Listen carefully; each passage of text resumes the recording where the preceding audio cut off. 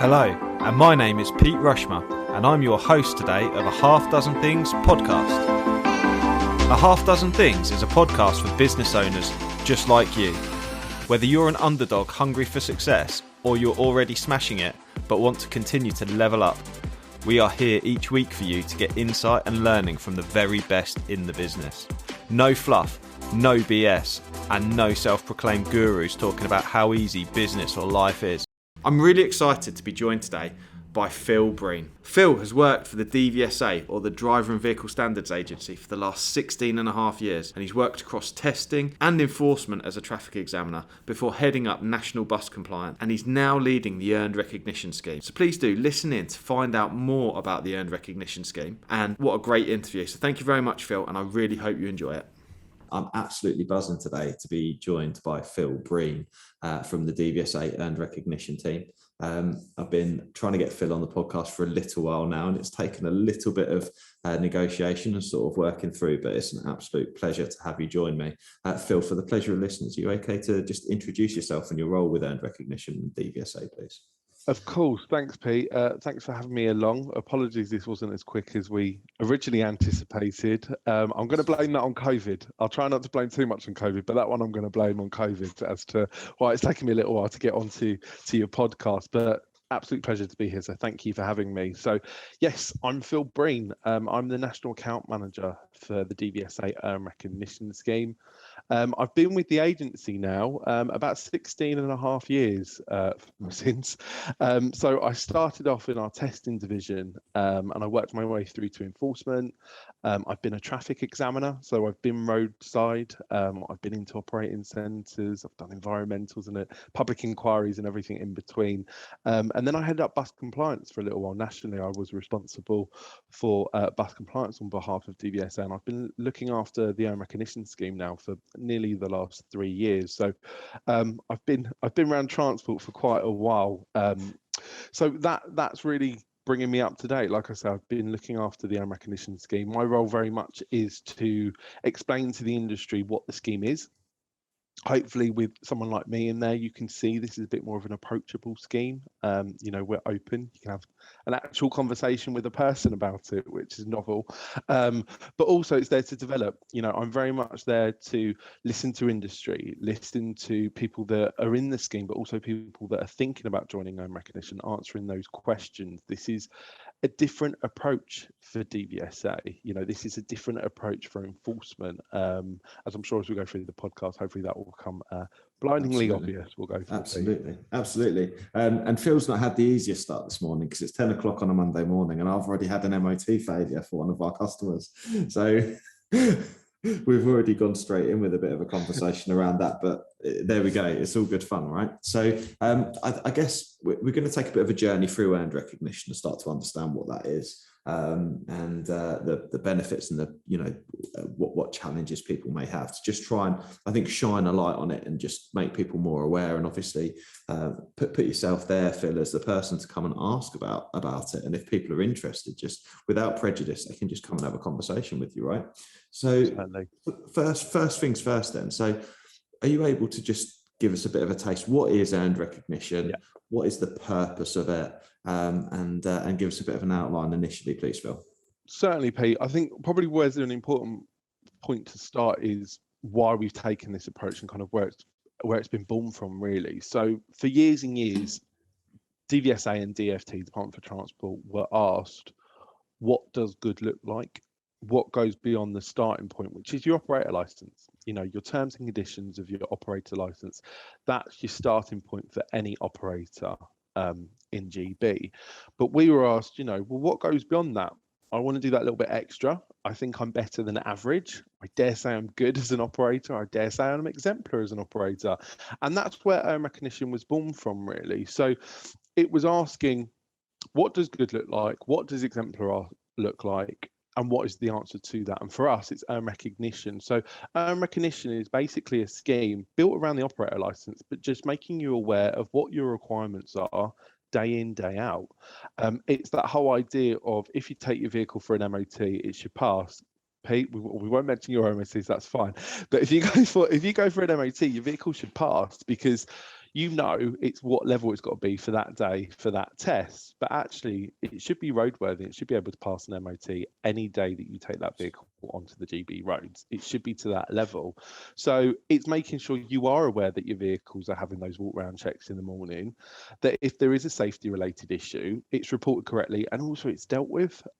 We pick up a lot of prohibitions at the roadside at DVSA that were preventable. It was because a driver missed it on a walk around check, or they were rushing that walk around check, or they weren't doing that walk around check properly. And we can go into why people don't do walk around checks correctly later on. But it's really, like I say, making sure you're accountable as a business, understanding you are an operator, you've got obligations, and it's just making sure that you do cover those obligations to us. So recognition works really by recognizing the good in our industry. I think for a long time as an enforcement agency, it's quite easy to say, oh, well, we target the bad guys out there, the serious and serially non-compliant, and we should be doing that, don't get me wrong, but that puts a lot of focus and that highlights them a lot, and it puts a lot of spotlight on, the negative end of our industry. And that's important, of course it is, that we either educate those operators and get them into that right space or take them out of our industry to prevent accidents. Ultimately, that's what we're here to do as a road safety organisation. But actually, I think it's important that we recognise the great and the good, the ones that are getting it right and trying to get it right continually. Not saying they're perfect. There's no such thing as a perfect operator. You've got vehicles in the mix, you've got drivers, you've got other road users, you've got maintenance providers, you've got agencies, and lots more in between. So something is going to go wrong at some point. Of course it is. But recognition isn't there to scold you. It's not there to say, if you've got something wrong at this point, that's it, you're out of the scheme.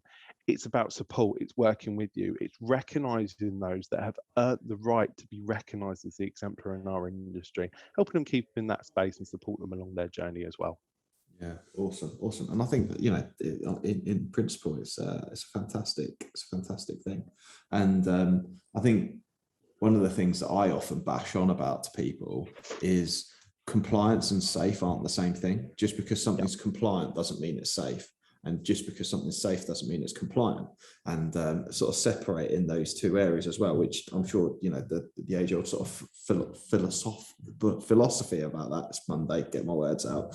But essentially, an operation can be safe, but it doesn't meet all the requirements of the compliance. It doesn't meet the requirements because the documentation is not in place. Group of drivers might be the safest drivers on the road, but unless they've documented that, there's no evidence and there's no proof.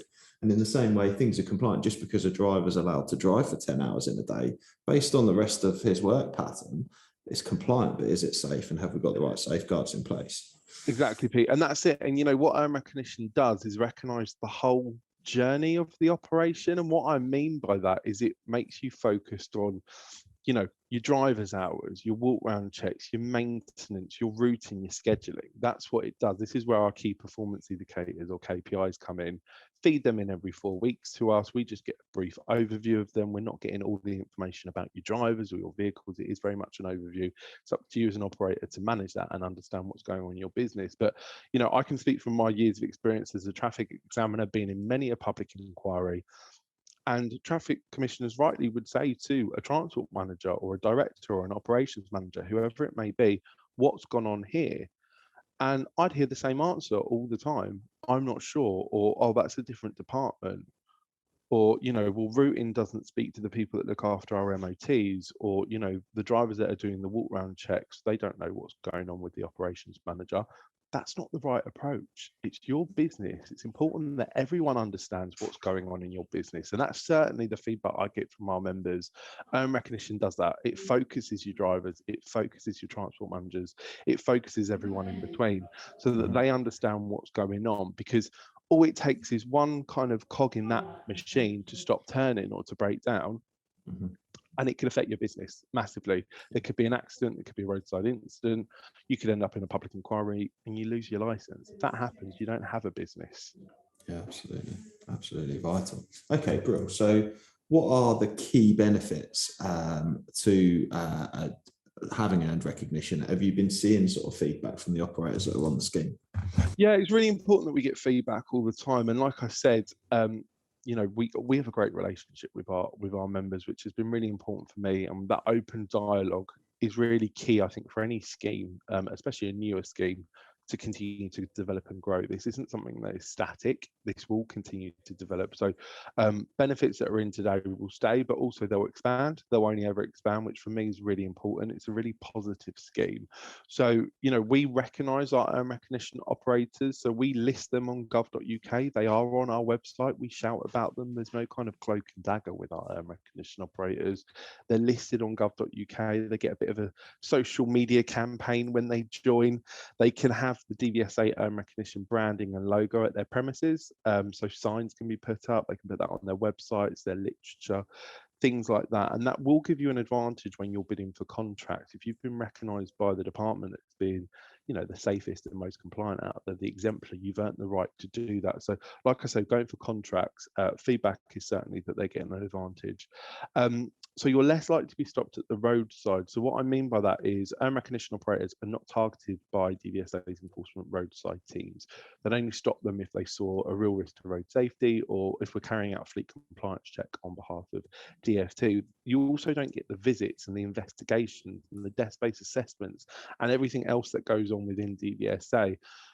Our own recognition operators have earned the right. They've earned the right to show their exemplar. They've earned that right to be a compliant operator. So we're focusing our resource rightly over those operators that aren't compliant, or those that we don't know so much about. That's where my concern is. I'm not too fussed about the own recognition operators when we know what they're up to.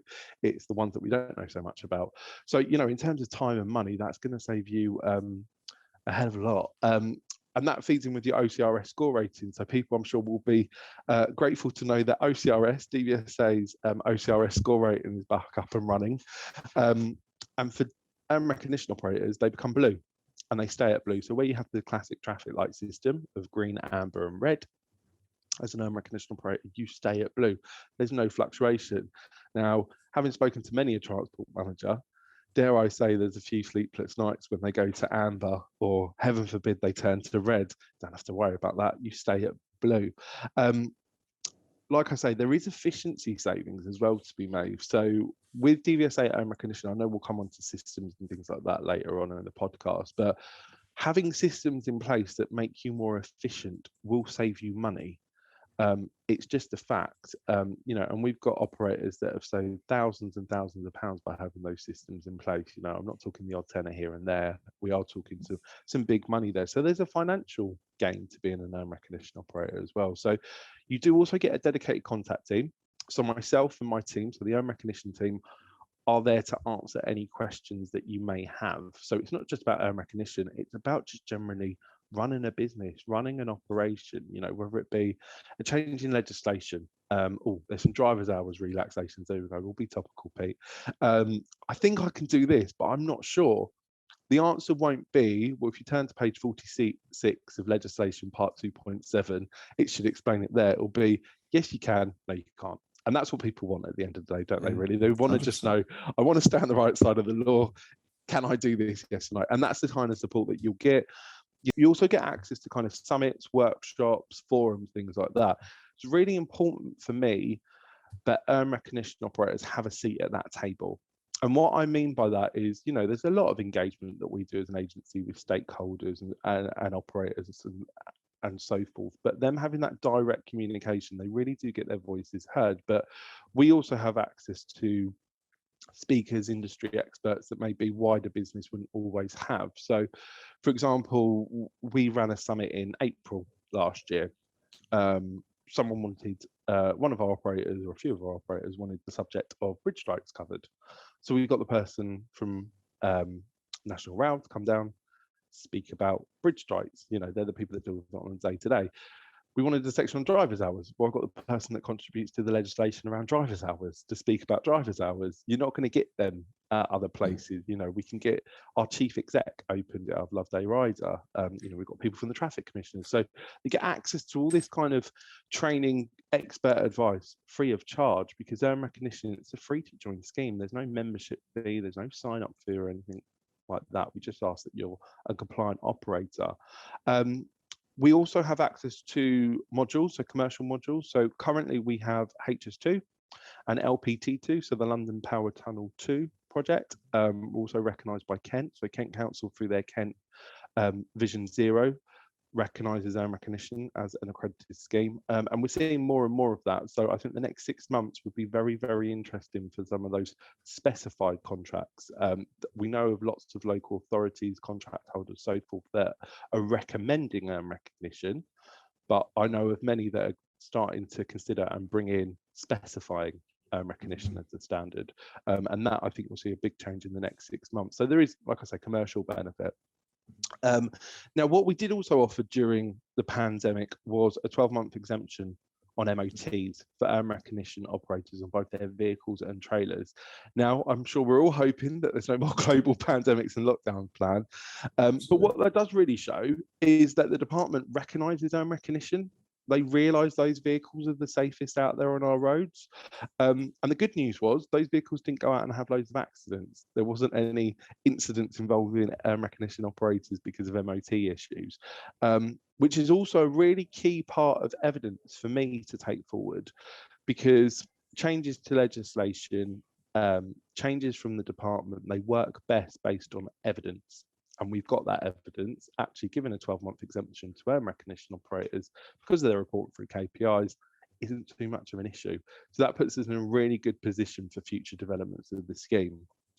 We also offer DVSA apprentices. So DVSA have a team of apprentices that we cover the cost for. And they are currently with recognition operators. Now, I can't say they're exclusively for recognition operators because the government may make a change next week where we want DVSA to deliver another 5,000 apprentices or something, and I may not have enough space for them with the recognition operators. But what I can tell you as of today, they are only in operating centres for recognition operators if they're with an operator. We also have some in workshops, but for operators, they're DVSA apprentices for recognition members. So, you know, that's just some of the growing benefits. But as you can see, there's quite a few there, Pete, and it's a free to join scheme. So you're getting all of them free of charge. So I don't think it's a bad deal. No, absolutely. I think it's. I love, because I've been watching on LinkedIn. I'm quite active on LinkedIn, and I see the recognition for operators. I think that's absolutely brilliant. And you mentioned about the OCRS score being back up and live, which was like, we had a bit of a party, like, ooh, still green, still green. You know, we get excited about this stuff, right? And it's always good, like, to make sure you're green rather than amber, obviously. And it can be a little bit like, oh, that MOT, you know, whatever might have happened, and it's like, we've got to stay green. Just a quick question, I suppose. So earned recognition's blue on the traffic light system. There must have been a bit of a discussion around having it as gold, having it as the gold standard, right? There was talk. I mean, our branding, as you'll see, for the benefit of the podcast, I've got my own recognition background on my screen that Pete can see, which isn't blue. And that's the branding for recognition. So that was really the thought process behind it. It was blue. I guess, yeah, gold could have been an option. Platinum could have been an option, Pete. Well, true. Yeah, true.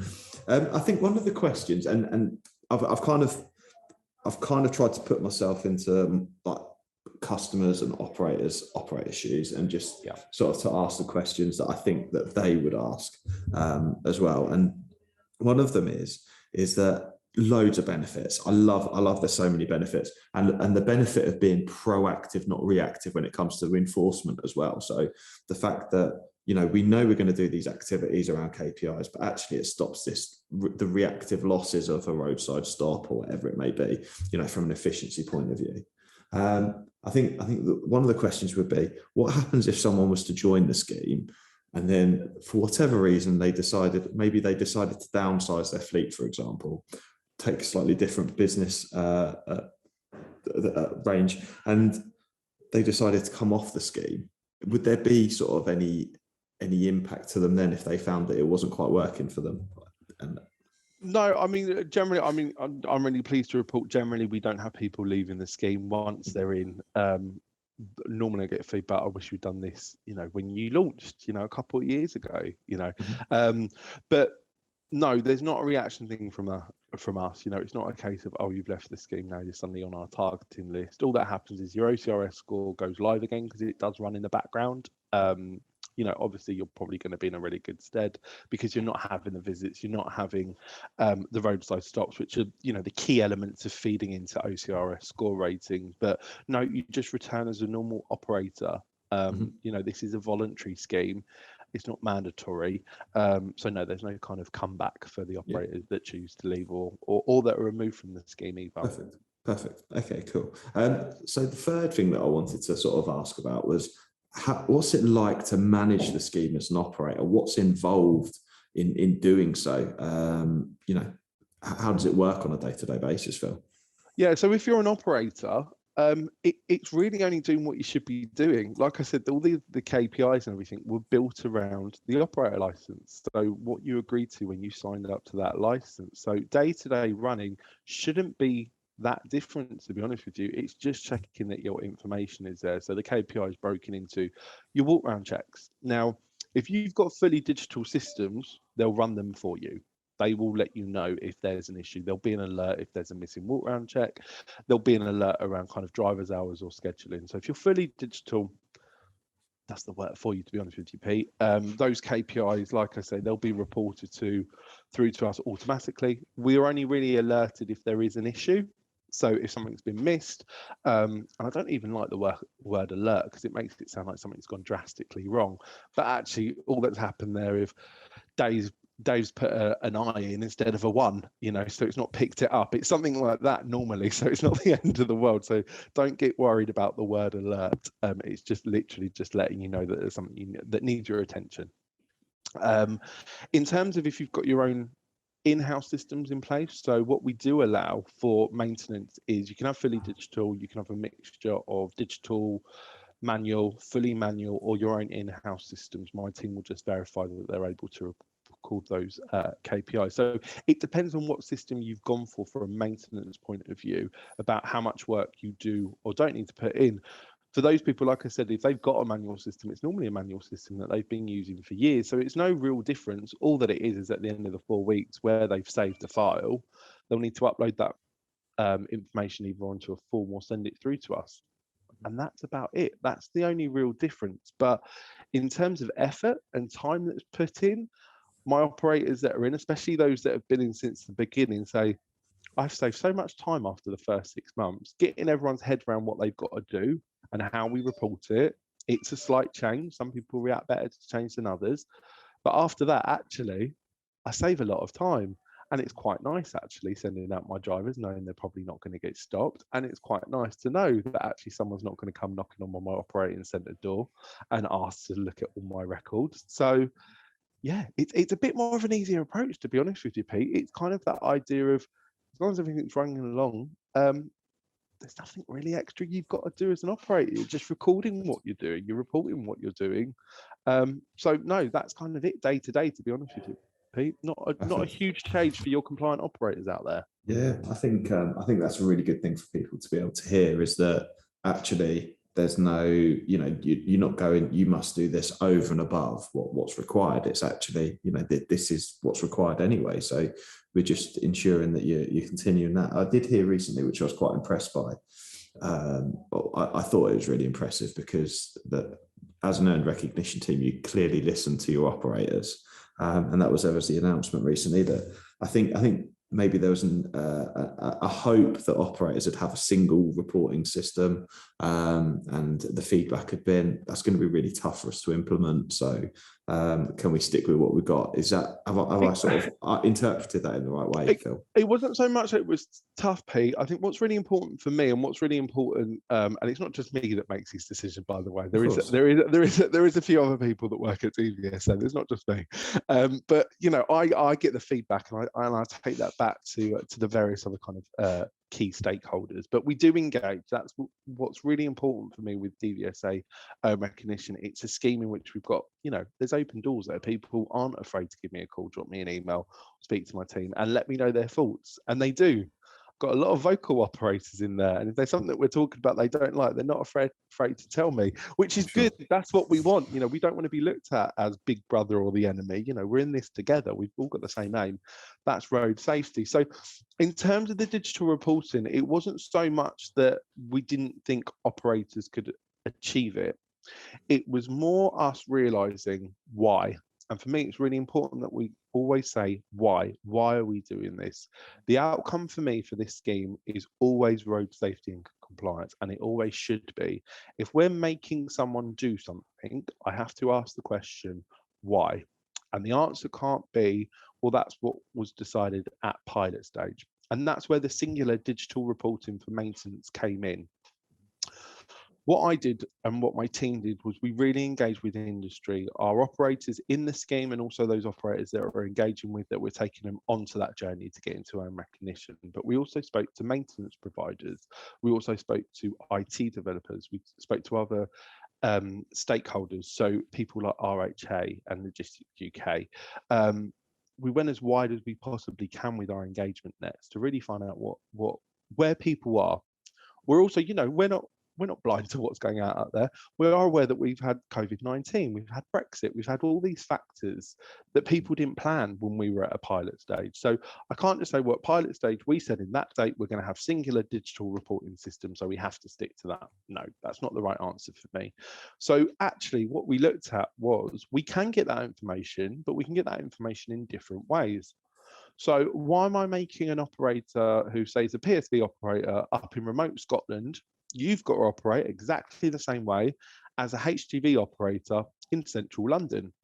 Your businesses are completely different. You're going to employ different drivers. You're going to have different types of vehicles, and your contracts are going to be very different. But I want you to run your business in exactly the same way.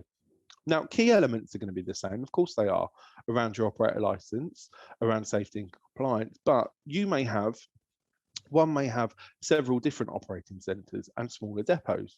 There could be thousands of drivers in one. In another business, there may be one driver, it may be an owner driver. So actually trying to do that one size fits all, for me, doesn't encourage road safety and compliance. It's just trying to fit everyone into a box. And if I've learnt one thing by looking after own recognition, no two operators are the same. And that's fine. As long as they've got safety and compliance at what they do, that's fine. But actually their businesses can be very different. So we looked at all that and we said, well, do we need a singular digital reporting system for maintenance? I know it will make them more efficient. I know actually it makes their life easier. If you speak to most operators, they don't want to have a mixture of systems. They want to have one singular one. But actually that's not the reality of the marketplace at the moment. The marketplace is we've got a mixed economy. So that's where we are. But actually, we looked at, look, these are the KPIs. This is how what we need reported. But actually, the ways in which you get that information, you gather that information, you store that information, can be varied. And that's fine. That's okay. But we just need to validate and make sure that what you've got in place works. And as long as it does, why don't we accept that? Yeah. And the question was why around that. And there wasn't an answer that was, no, we can't, or no, we shouldn't. The answer was, yeah, actually, I don't know why we don't. So that's where that came around. That's why we dissolved that time frame. I spoke at some events probably late summer last year, and feedback I got from operators, not about own recognition specifically, but we wish people would listen a little bit more. We wish, when there are dates and targets set, that actually they can be a bit flexible. And for me, it's really important that we do that in own recognition. And I know our members appreciate that because things do change. Industry changes. Like I said, I won't mention COVID too much. I won't say that C word too much, but that has really changed our industry. And I think probably changed it forever, but not just our industry, but business as a whole, globally. And I don't think we can just ignore that. It shouldn't define us, but we should also learn from it and understand what works for people and what doesn't, and be willing to be flexible a little bit. And I think own recognition certainly delivers that. Yeah, perfect.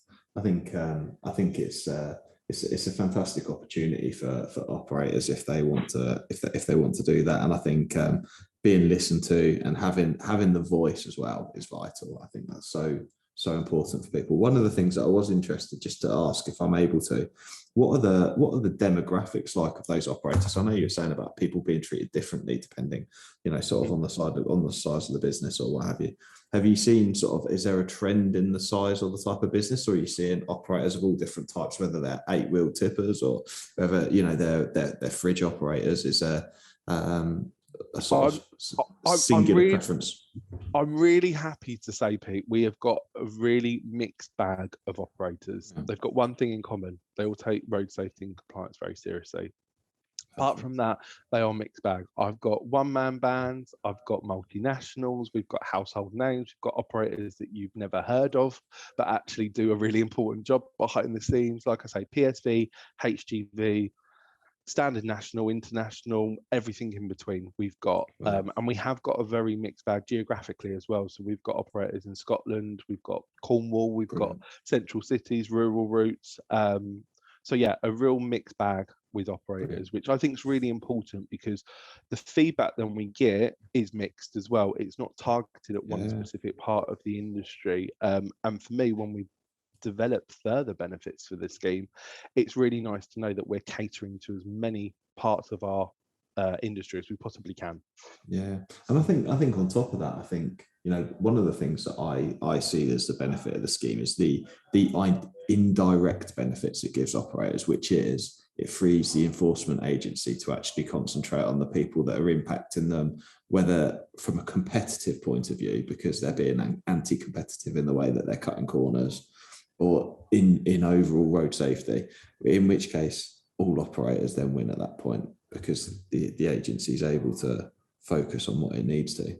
That's it, Pete. You know, it frees up our resource. You know, like I said, we're not targeting the own recognition operators. So the guys and girls out there on the roadside and doing the visits and everything else, they are able to target the serious and serially non-compliant. And all that does is make the road safe for everyone that uses our roads. So it's a win for our industry as a whole. You know, every operator in own recognition is really playing their part in road safety. So you're right, you know, it's an indirect benefit, but it's a benefit that benefits everyone in this country, really. Sorry, in GB, I should say. Yeah, absolutely. Okay, bro. And it's good to hear that you've got such a mixed bag as well of operators, because the fleet operating sector, whether PSV or HGV, is so broad ranging in its operations as well, that it gives people the confidence to be able to come forward and go, actually, yeah, I'm interested in this scheme. So that's brilliant. The fourth thing was about, okay, so what happens if something goes wrong? Maybe someone fails an audit, or they're not quite meeting their KPIs. It might be that a transport manager's moved on, for example, and they're just trying to sort of fill the gaps. How does that work with the scheme? It's nothing to worry about. I think that's also the feedback we get from our operators. It's taken away that kind of fear. You know, if I think back to my traffic examiner days, if someone had had a bridge strike, I don't think they'd call me straight away and tell me about it, if I'm honest. But that happens in our recognition, because like I said, our operators, they're not perfect. Things are going to happen. You know, there can be, I'll use a bridge strike as an example. You know, there can be a diversion put in place at the last minute, and you know, you may get a driver, whether it be their own driver or an agency driver, decides to use the sat nav on their phone rather than the one provided for them, which is set to HGV and trailer rather than car. And they go through, you know, they go for a bridge, or they make contact with a bridge. Something like that will happen. But it's actually working out what's gone wrong. Oh, well, actually, what's gone wrong there is we use the driver and they use their own phone.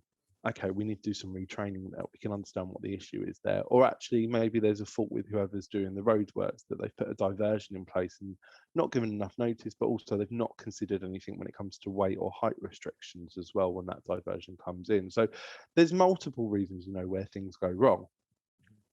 However, there's nothing to worry about. My team are there to help and support you. You know, these operators are the great and the good, in my opinion. They've earned the right to be recognised by DVSA as the exemplar end of industry. So we want to keep you in that space. It's not there to catch you out. It's there to support and guide you. So say, for instance, you did miss a KPI. We'll ask you in the first instance as an operator, it's your business. Why have you missed that KPI? Identify what the issue is. We can then help and guide you, whether that be we do regular meetings, whether that be an improvement plan, whatever it may be, the support and guidance is there. Now, having said that, if you continually miss KPIs and you choose not to follow our advice, or you're not engaging with us, that goes against what earn recognition is. And then we consider whether or not you should stay in the scheme. And we have removed operators that they're unable. And, you know, one of the instances was transport manager changed, transport manager prior, really pro earn recognition. Second transport manager, not so pro, didn't want to engage with us, didn't want to make the improvements, didn't want to continue with, you know, the KPIs that are born around road safety and compliance, your operator license, what you signed up and agreed to. And we can only work with operators that want to work with us. If you're not willing to work with us and you can't meet the KPIs, well, that's what you agreed to. So yeah, they were removed from home recognition. But yeah, the vast majority, I've got to admit, we don't have a huge issue with the KPIs, because if you get an alert on one KPI 1 month, make sure that it doesn't happen again, or it certainly doesn't happen the following month or the month after that. And that's a good thing for me. You know, that's keeping your eye on the ball. That's you, as I said earlier, focuses the whole business to understand what you've agreed to as an operator. Yeah, perfect.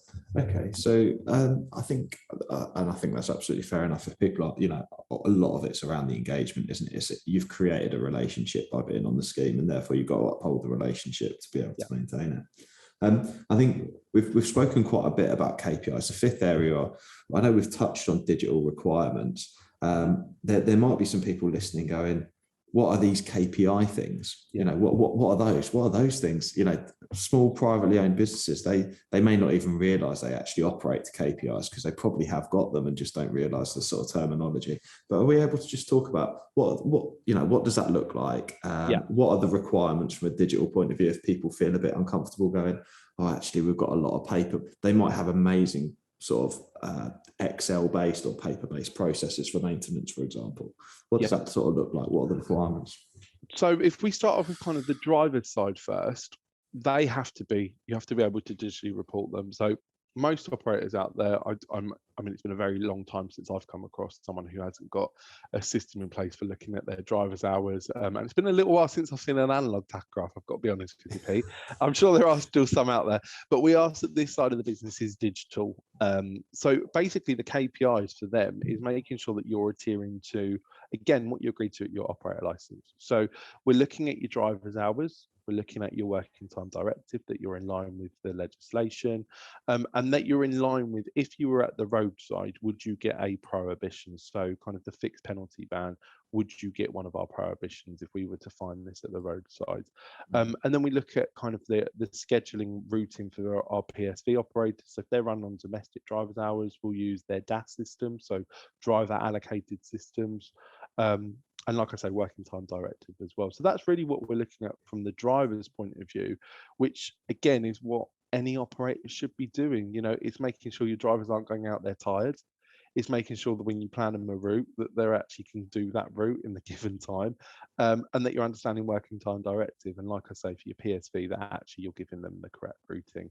So nothing overly major. This isn't going above and beyond what you should already be doing. So that's kind of the driver's side.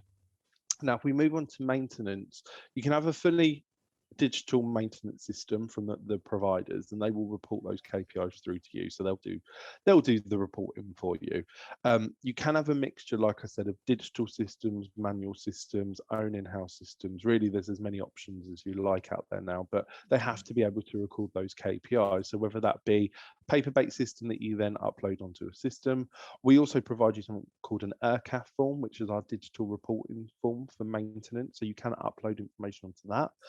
And there's help and guidance as well around how we can do that. And I have members of my team that would help and support you of what you do. You know, most operators that we speak to have some kind of system in place because they have to, you know, just to be a compliant operator. So it may just be adapting what you've already got in place. Yeah, so for the maintenance side, what we look at is your walk around checks, that they're carried out correctly, that if there is a defect that's going to impact road safety, that's identified and dealt with properly. So basically, we're not sending unsafe vehicles back out onto that road. We look at your MOT pass rate as well for your vehicles and trailers, and that the maintenance scheduling is in line with your operator license and it's carried out. So again, not going over and above, it's just making sure that your vehicles are MOT'd, they're up to par, your driver's checking properly, and if they find an issue, they know what to do about it. Perfect. Yeah. That's what we're looking at with the KPIs, making sure we're not sending unsafe vehicles and drivers that are tired out onto our roads. That's what the KPIs are born around. The main principles of road safety, in my opinion. Yeah, perfect. I think most operators will have all of that in place anyway. So yeah, absolutely perfect. Okay, cool. So I think it's good for people to realise that it's not a laborious activity. It's not something that's over and above anything that's already required anyway, right? It's stuff they're doing day in, day out. Every driver should be checking their vehicle before they get in it at the end of the day, shouldn't they, really? Every driver should know whether or not they're over their hours before they start their journey. And it's just, like I said at the start, it's just making the whole business focused, understanding what they agreed to and what they adhere to in their operator license agreements.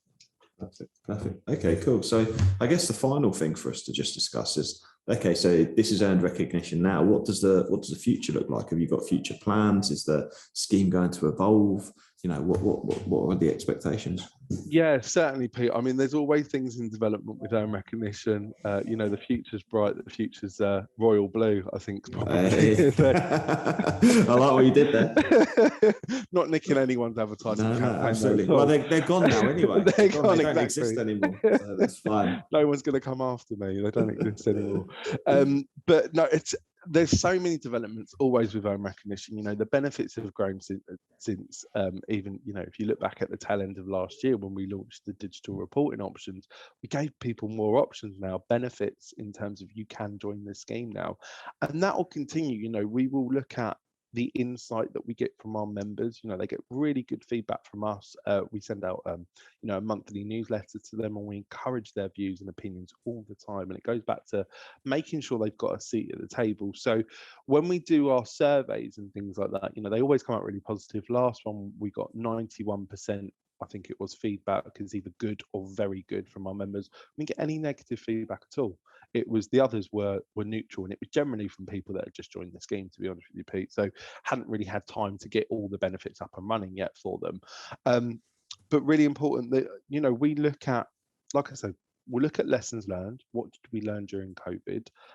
Look at what happens with the MOT. That's a good piece of evidence we need to use when I look into different benefits. And it's important that we consider where we can go with recognition, in terms of recognizing, is there any weak parts of our industry? So you can be the best operator in the world, but actually if you're relying on outside sources for something that's going to contribute to your safety or compliance, is there something we can do at DVSA to make sure that you've got a choice of a good supplier, whatever that may be, whatever type of goods, person, services they're supplying to you? And if you don't, should we interact with that? Should we change that?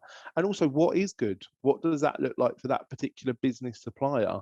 Someone's definition of good is going to be different to someone else's. Like I said, for earned recognition, what we recognise is good is born from the operator license and obviously our experiences, and is an enforcement and road safety organisation. That's where we built up those KPIs.